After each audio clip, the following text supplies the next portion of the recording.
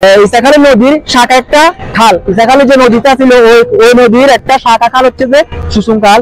তো তখন বড় বড় জোয়ার হতে এই জায়গায় কিন্তু সুসুকময় আসতো, কিন্তু এখন কালক্রমে বড় জোয়ার আসে না, খাল তার আগের নাব্যতা হারিয়ে ফেলছে, ওই কারণে খালটাকে এখন খনন করা হচ্ছে। দেখেন, আসসালামু আলাইকুম, আমি এখন আসছি সলম্বরের এই খালটার নাম হচ্ছে খুবই বিখ্যাত একটি খাল, ঐতিহ্যবাহী খাল, যেটাকে বলা হয় সুসুম খাল।